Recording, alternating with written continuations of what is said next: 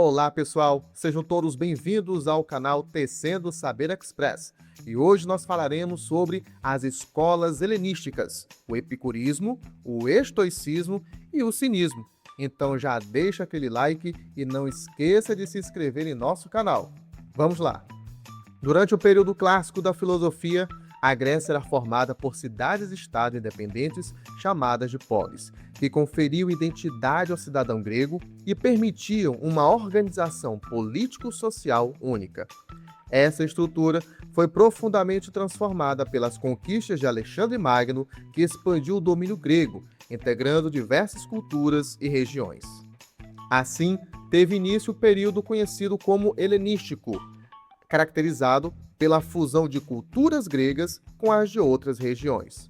Durante o período helenístico, a influência grega se espalhou e práticas culturais e filosóficas gregas foram adaptadas em diversos territórios. A cultura grega deixou de ser exclusiva da Grécia e passou a se misturar com elementos locais, resultando em um mundo multicultural, onde a língua grega era predominante. Politicamente, houve uma mudança significativa. As polis, que eram independentes e autônomas, perderam essa autonomia, tornando-se parte de um império centralizado.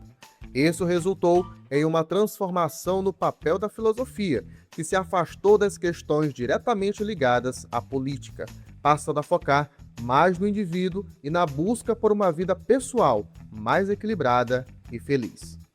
O período helenístico também foi marcado pela separação entre as esferas da ética e também da política.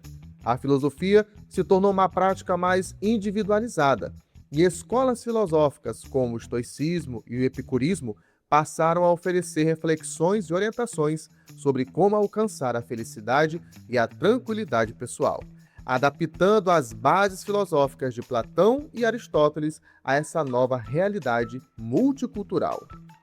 O período helenístico trouxe três grandes escolas filosóficas: o epicurismo, o estoicismo e o cinismo.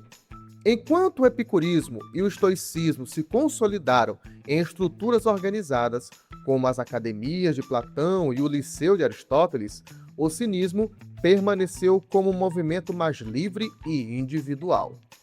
Todas essas escolas compartilharam a característica de apresentar a filosofia não apenas como um estudo teórico, mas como um modo de vida, orientado para alcançar a felicidade e a virtude.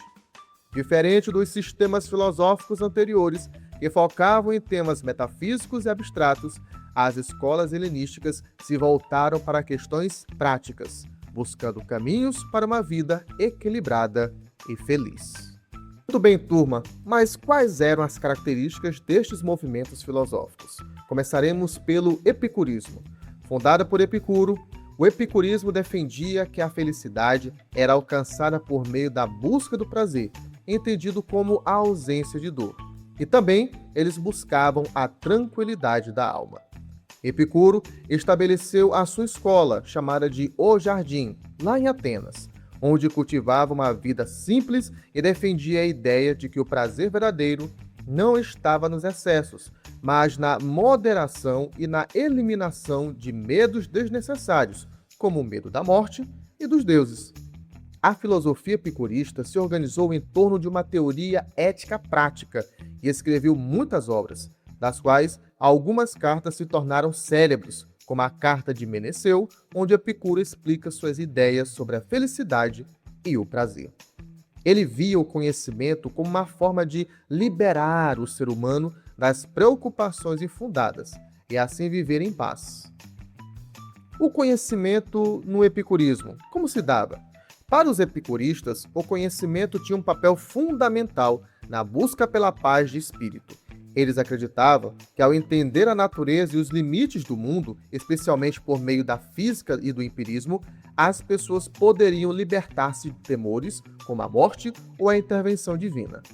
Através dessa libertação, as pessoas poderiam, por fim, alcançar uma vida tranquila e equilibrada. O conhecimento, dessa forma, era visto como uma ferramenta para reduzir ansiedades e guiar a vida em direção ao bem-estar. Dessa maneira, nós temos a ética epicurista. O epicurismo é frequentemente associado ao hedonismo, ou à busca do prazer como bem maior. No entanto, a visão de Epicuro sobre o prazer era distinta daquela que frequentemente era percebida como indulgência excessiva. Para ele, o prazer verdadeiro era a ausência de dor física e mental e a busca pela tranquilidade da alma, ou a ataraxia. Epicuro distinguia entre prazeres naturais e necessários, como comida, água e abrigo, e prazeres que não são necessários, como a riqueza e o luxo. Ele acreditava que os prazeres naturais deveriam ser satisfeitos de forma moderada, enquanto os prazeres não necessários deveriam ser evitados, pois traziam ansiedade e eram fonte de insatisfação. Falaremos agora sobre o estoicismo. O estoicismo é uma escola filosófica que surgiu no século IV a.C. Ele foi fundado por Zenão e seus sucessores como Cleanto e Crícipo, que ajudaram a desenvolver a doutrina. Posteriormente, o estoicismo influenciou fortemente o Império Romano, com filósofos como Sêneca, Epicteto e o imperador Marco Aurélio. Os estoicos defendiam uma filosofia que focava na razão, no autocontrole e na virtude, promovendo uma vida em harmonia com a natureza. Eles acreditavam que a vida deveria ser guiada pela lógica e pela compreensão racional do mundo, e que as emoções descontroladas eram um obstáculo para alcançar a paz interior e a sabedoria. Dessa maneira, eles também organizaram a sua filosofia, sob a perspectiva da lógica, da física e da ética. A lógica, ela representa a cerca que delimita o pomar, essencial para proteger e estruturar o pensamento. A lógica ensinava como distinguir o verdadeiro do falso e como organizar o raciocínio. Já a física, comparada às árvores do pomar, era o estudo da natureza e do universo.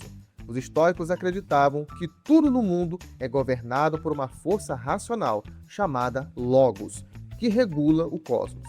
Já a ética, o fruto do pomar, que é o objetivo final da filosofia estoica, a ética ensinava como viver de acordo com a razão, levando a uma vida de virtude e de autodomínio. Dessa maneira, a filosofia estoica falava acerca da autarquia e também da apatia. A autarquia se refere à autossuficiência e ao controle sobre si mesmo, a capacidade de viver bem sem depender de circunstâncias externas. A verdadeira paz de espírito vem do domínio das próprias emoções e desejos. E os demais movimentos como o cinismo e o ceticismo? Bom, o cinismo era uma filosofia mais radical e individualista, conhecida por desafiar as convenções sociais e viver de acordo com a natureza. Os cínicos, seguindo o exemplo de Diógenes de Sinope, viviam de forma extremamente simples, rejeitando bens materiais e confortos. Já o ceticismo, outra corrente filosófica importante durante o período helenístico, foi iniciado por Pirro de Elis. Os céticos questionavam a possibilidade de se chegar ao conhecimento certo e seguro. Para eles, a busca pela verdade era impossível, pois nossas percepções são falhas e não podemos confiar completamente em nossos sentidos. Essa filosofia enfatizava a suspensão do julgamento, a epoché, e a aceitação da dúvida como um estado natural. Os céticos defendiam que a melhor forma de vida era alcançar a ataraxia, tranquilidade mental, através da aceitação de que não podemos saber de tudo. Eles criticavam aqueles que se apegavam a certezas e promoviam uma vida de equilíbrio, livre de preocupações e dogmas rígidos. Por hoje é só, pessoal. Até a próxima!